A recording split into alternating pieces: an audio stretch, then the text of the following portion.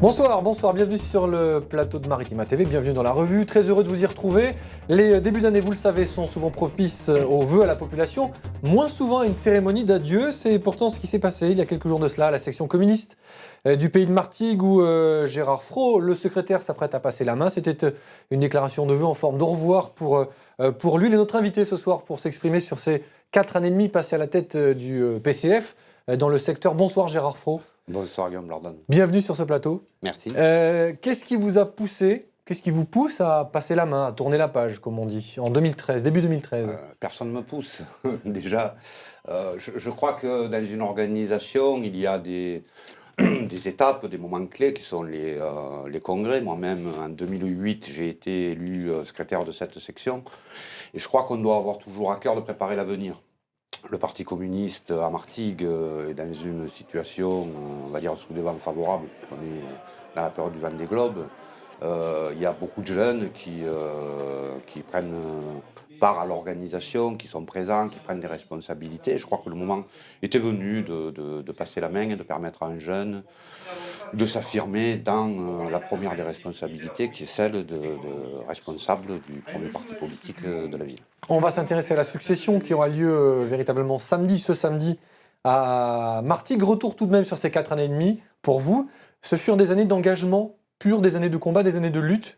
Oui, alors, j'ai pas adhéré au Parti communiste français en 2008. Il y a 35 ans que je suis adhérent au Parti communiste français. J'ai exercé des responsabilités locales, départementales, nationales. Et puis, il s'est trouvé qu'en 2008, en septembre 2008, il y avait besoin que quelqu'un reprenne en main la section. Donc, c'est moi qui l'ai fait. Ça a été une période extraordinaire. Ça a été une période extraordinaire parce que ça correspond à toute la période de la décision de la création du Front de gauche et toute la construction du Front de gauche. Et la montée vers la présidentielle et les législatives de 2012. 2012, oui, avec des premiers rendez-vous immédiatement, puisque en premier lieu, en 2008, on sortait les élections municipales et cantonales. Oui. En 2009, il y a eu les élections européennes où pour la première fois, nous présentions une liste sous la bannière, on va dire, Front de gauche. Et le Front de gauche est arrivé en tête à Martigues. Donc sur une élection nationale, c'était un résultat qui est très très fort devant toutes les autres organisations, devant l'UMP, le PS, Europe Écologique, qui à cette époque-là avait le vent en poupe. C'était la deuxième formation à l'époque, puisque le PS était au creux de la vague. Oui. Et puis, derrière, il y a eu les élections régionales et ce choix que nous avons fait pour la première fois de ne pas partir dès le premier tour sur une liste d'union, mais de vouloir affirmer pour la région un projet porté par le Front de gauche et au second tour, bien sûr, sur la base de ce projet, de notre résultat, de faire une liste d'union pour battre Mariani. Ça a été un choix qui a été un choix payant puisque les forces de gauche, le total des forces de gauche a été supérieur dans cette configuration en 2010 que ce qu'il avait été en 2004. Oui. Et au premier tour comme au second tour, puisqu'à Martigues, il fait le meilleur score de toute la région sur les villes de plus de 40 000 habitants avec 62%. Alors, formidable engouement ensuite pour la présidentielle, qui est quand même un point d'orgue dans une carrière politique, avec peut-être une petite déception à l'arrivée au vu du résultat, au regard de cette campagne et de cet élan qu'on a connu par exemple sur les plages du Prado à Marseille lors des meetings de Jean-Luc Mélenchon. Vous vous attendiez à plus au soir du premier tour de la présidentielle en termes de score?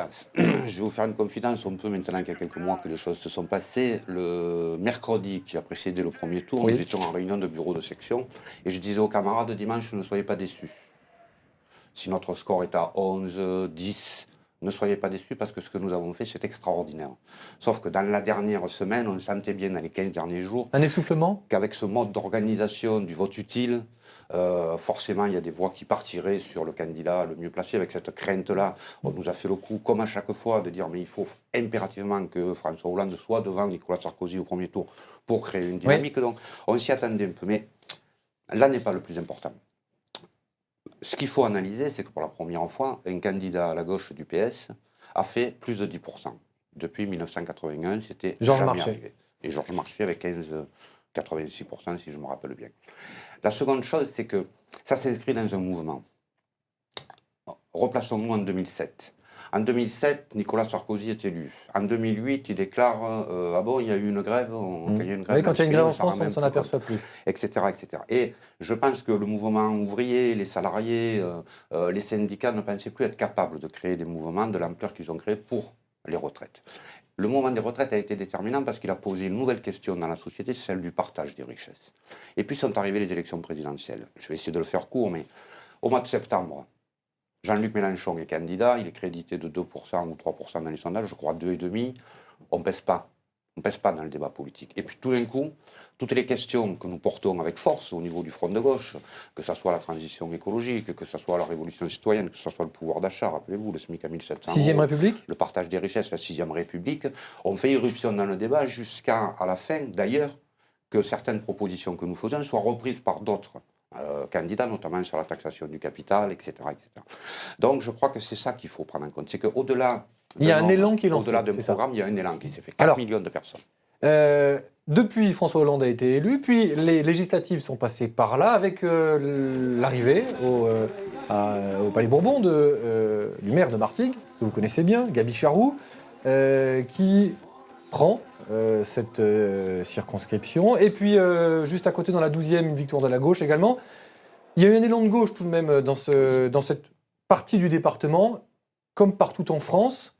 Mais on va voir aussi que depuis quelque temps, au Sénat notamment, par exemple, les communistes, le Front de gauche fait entendre sa voix en votant, en s'abstenant sur certains projets de loi du gouvernement. Vous tenez à garder votre... contre. Ou en votant contre, c'est arrivé une ou deux fois aussi. Vous tenez à garder votre indépendance de ce point de vue-là, nationalement. Oui, c'est pas une question d'indépendance, c'est pas une question... Il y a des gens qui nous posent la question de savoir, mais est-ce que vous êtes dans la majorité, est-ce que vous êtes Oui, c'est la question qui sous-tend. C'est une question qui oui. est très juste. Et oui. de la même manière, on pourra, si on a le temps, parler d'une autre question qui est la question du clivage gauche-droite, qui est aussi au cœur de notre congrès. La première des questions, c'est pas un problème d'être dans l'opposition ou d'être dans la majorité. La première des choses, c'est que nous savions, au moment où nous avons appelé à voter François Hollande, que son programme ne correspondait pas aux attentes et ne portait pas en lui-même les solutions durables pour sortir le pays de la crise. Dans un même temps, comme on le dit, au premier tour on choisit sur un programme, au second tour on élimine. Oui. Et donc nous avons tout fait, nous avons pesé de toutes nos forces pour éliminer Nicolas Sarkozy. Ceci dit, après, tout ce qui est contraire aux intérêts des salariés, aux intérêts des ouvriers, aux intérêts de la population d'une manière générale, nous avons notre indépendance de choix. Nous nous abstenons quand ça ne nous convient pas tout à fait, et nos élus, sénateurs, députés, votent contre quand ça ne correspond pas du tout, comme par exemple le projet de loi sur la sécurité sociale, oui. Et surtout le traité constitutionnel, le traité européen. Que vous qualifiez de traité d'austérité. Oui, que l'on a qualifié de traité d'austérité. Mais sur l'austérité, on se rend compte aujourd'hui que nous avions raison.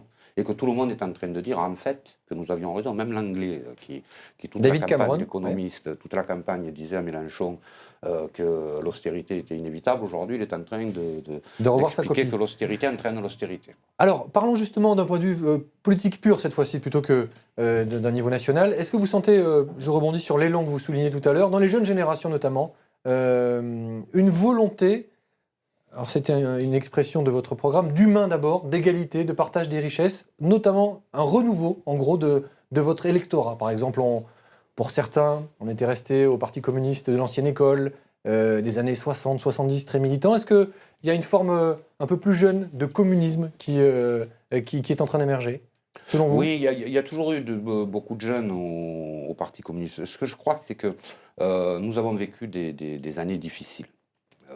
Ce qu'on dit avec notre congrès, c'est qu'il faut qu'on en aille aujourd'hui vers nos rêves et qu'on arrête de fuir nos cauchemars. Mmh. On dit les choses assez clairement et assez publiquement. Si je prends l'exemple de Martigues, 107 personnes ont décidé de rejoindre le Parti communiste français entre le 1er janvier 2012 et le 31 décembre 2012. Beaucoup de jeunes. Et pas que dans l'élan de la campagne électorale. Alors qu'est-ce qui les pousse? Qu'est-ce qui les pousse? Qu'est-ce qu'ils vous disent? Depuis le mois de juin, nous avons beaucoup d'adhésions qui se font, des gens y compris qui viennent à la section du Parti communiste, qui disent voilà, moi je veux adhérer au Parti communiste parce que la bataille n'est pas finie. Nous l'avons dit dans le cadre des élections, nous n'avons pas un programme que nous allons jeter à la poubelle au soir du premier tour, ni au soir du second tour. On va continuer. Et nous avons continué. Les assemblées citoyennes, il y en a une par mois, nous menons des actions assez régulièrement. Nous avons fait un débat il y a une quinzaine de jours, nous avons fait nos vœux où il y a eu plus de 250 personnes. Je crois qu'il y a une vraie volonté de chercher des solutions et de se battre pour les solutions. Je disais lors des vœux que tous ceux qui croient que 2013 sera une année de résignation se trompent.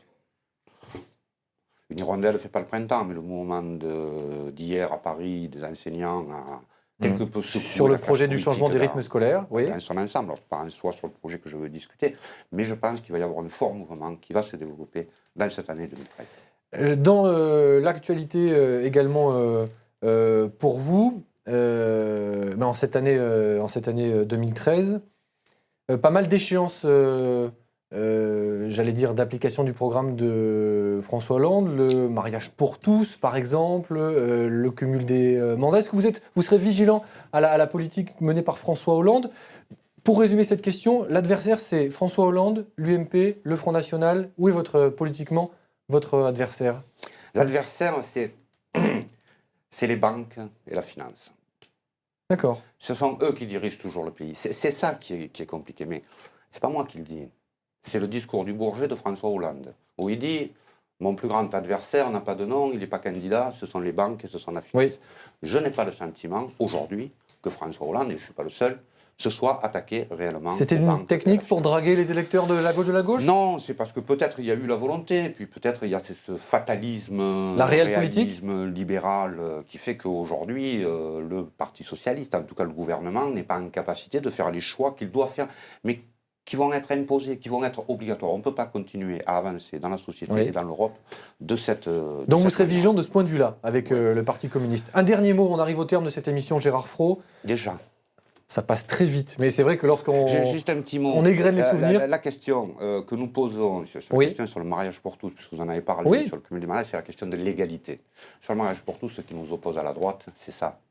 C'est qu'à un moment donné, le mariage pour tous, c'est une question d'égalité de droit. Une question laïque qui est posée à la société. Oui. Pas... Pourquoi certains ont des droits et pourquoi d'autres n'en auraient pas ? Voilà.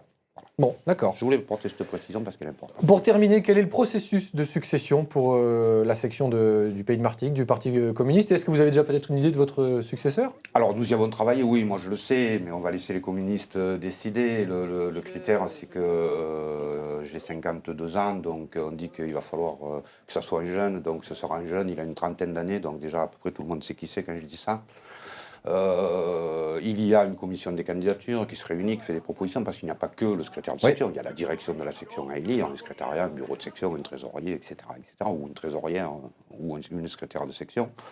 Nous arrivons au terme de ce processus, où il y a eu 6 assemblées générales depuis le mois d'octobre. Samedi matin, il y aura les propositions pour la direction, pour le trésorier, trésorière, secrétaire de section, etc. Il y aura le vote des communistes qui se fera samedi matin à 11h. L'avenir pour vous, en quelques mots, c'est quoi maintenant désormais ? L'avenir, c'est de rester aux côtés du secrétaire de section, de continuer mon combat que je mène depuis 35 ans. Et puis j'ai une tâche professionnelle aux côtés d'un député extraordinaire. Vous êtes attaché parlementaire de Gaby-Charroux ? Extraordinaire, c'est parce qu'il y a... une vraie volonté, les porteurs de valeurs qui sont impressionnantes, c'est au-delà de son statut que l'on connaît de maire de Martigues. Il est combatif.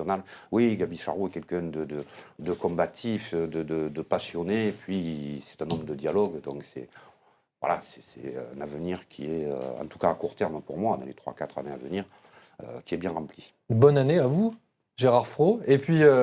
Très heureux d'avoir recueilli vos réactions, comme ça, de pré-retraité, pré-retraité du Parti communiste. En tout cas, je sais que vous resterez très actif à la section de Martigues. Merci d'avoir été l'invité sur ce plateau. J'allais dire bon vent à vous, bonne continuation dans vos choix politiques et dans votre action politique notamment. Merci à vous de nous avoir suivis. Vous passez une très bonne soirée sur Maritima. Et à très vite. Salut.